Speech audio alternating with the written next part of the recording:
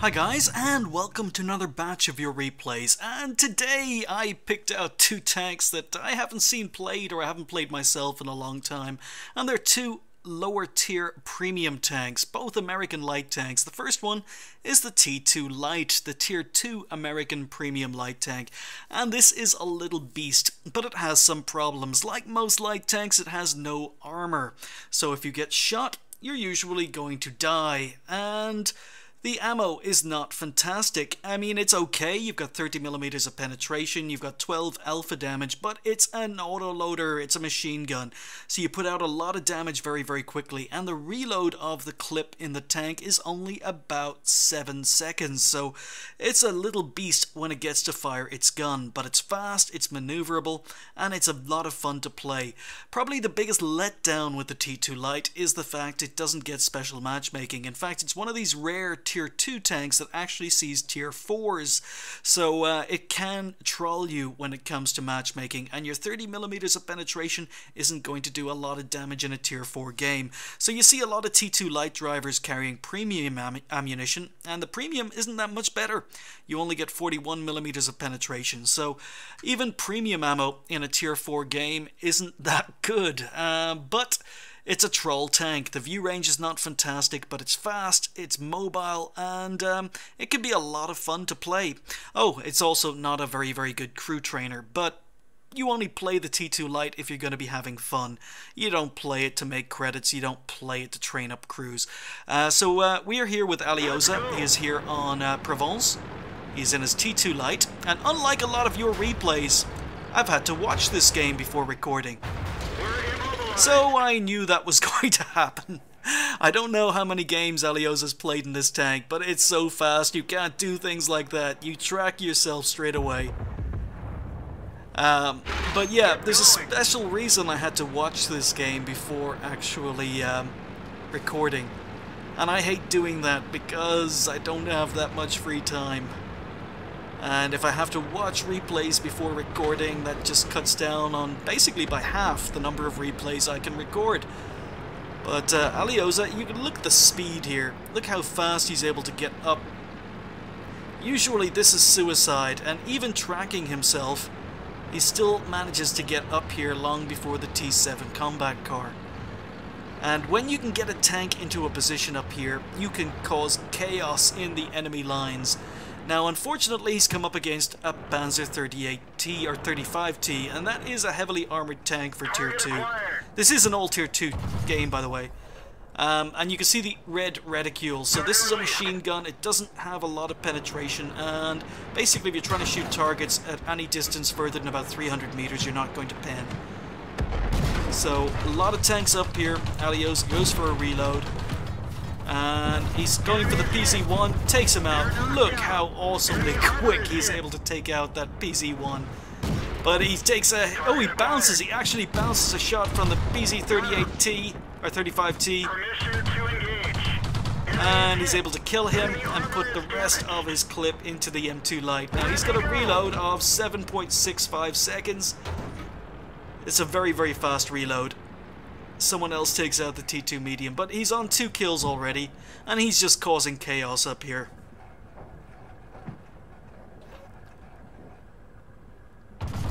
So, very, very quick 61 damage done to the VAE, and he still has he basically still has half a clip left. But he goes for a reload, he's going to close the distance. Lots of good players on the enemy tank, or enemy team I should point out. A lot of very good players. Alioza's team are not particularly good or not particularly experienced, but look how quickly he's able to take out that VAE.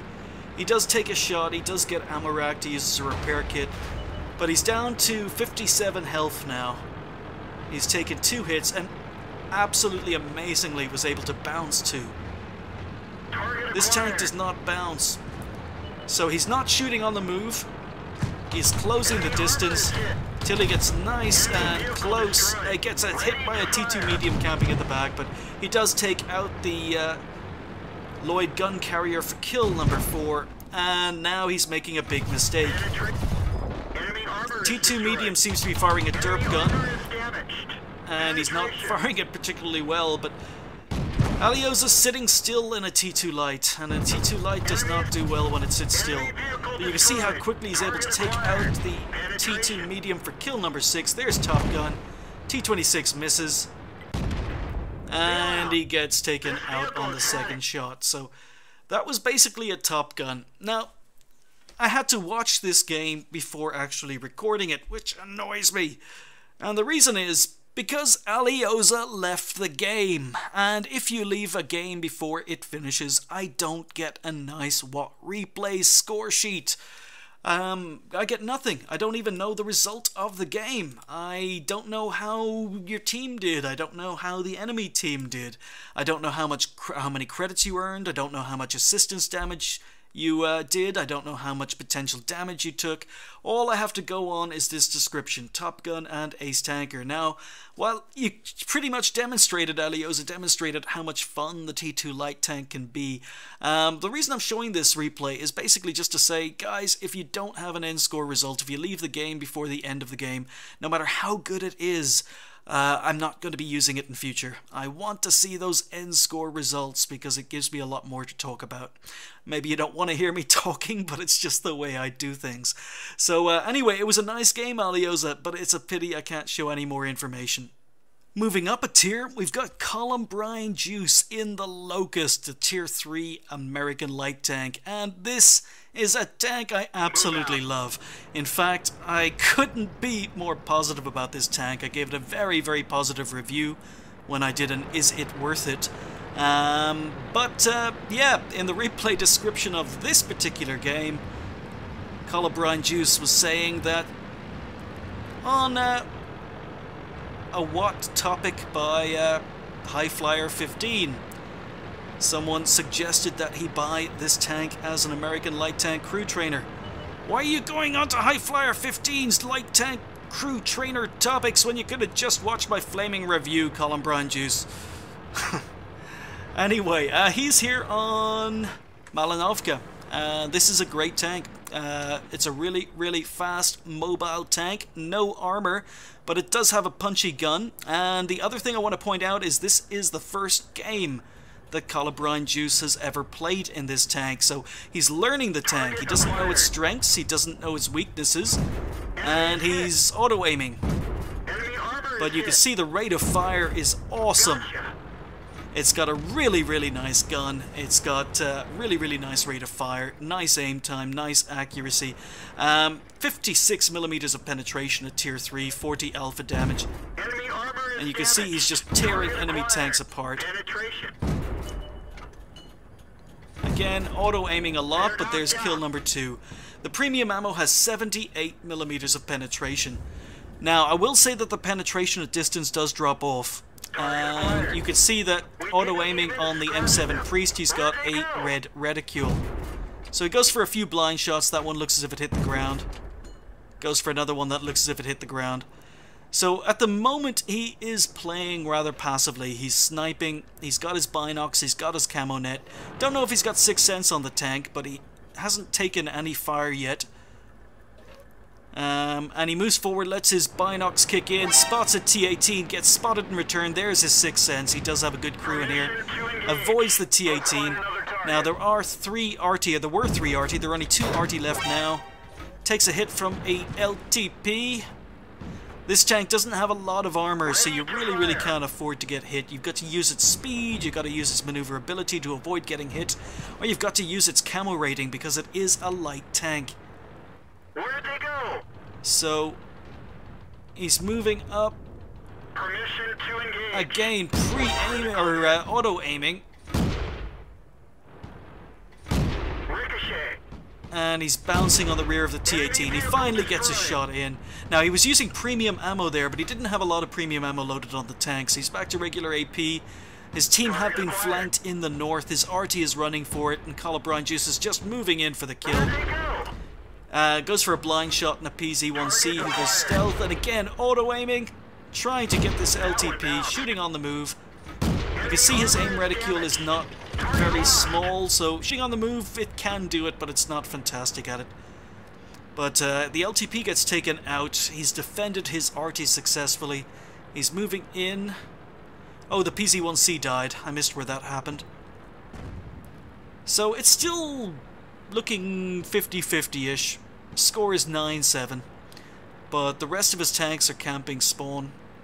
So it's up to Colubrine to use his speed, use his maneuverability. He's going hunting and he spotted a almost full health PZ-2 on the hill. Ready to fire. Again, you can see this tank. It's just fast. It's fun. It can scout, it can damage deal. It's a very, very versatile tank. About the only weakness this tank has that can't be overcome with equipment and crew skills is its armor. He takes 56 ram damage from the PZ-2. This is a very light tank. It only weighs about 8 tons. You do not want to ram anything. He took more damage there in that ram than he did from any of the shots that hit him. So he's down to 100 health. He's got 4 kills though. And as I say, for a first game in a tank and getting an ace tanker in your first game, it's quite an achievement. Especially as you don't know the strengths and weaknesses of the tank, you're still learning. So another T-18. And he's not looking... Oh, he has been spotted. T-18 is turning. Looks as if the T-18 is using a derp. And the derp misses. And Colubrine's moving in. Again, auto-aiming third person. But look at this. He knows how to take out a T-18. Gets to his side, gets to his rear, and he's just opening up. And the standard AP has more than enough penetration to take out a T-18 from the side and rear. In fact, you could take out a T-18. Oh, very, very lucky. Very, very lucky. Reverses, avoids RT. But yeah, this tank can take out an AT-15 from the front if you shoot its upper front plate without using premium ammo. But ColubrineDeuce has done a good job. He's up to 5 kills, and he's on the advance, he's on the hunt. Now 2 RT left and a Valentine AT, and surprisingly, ColubrineDeuce has switched to HE. He knows there are a lot of soft skin targets left, so he switched to HE.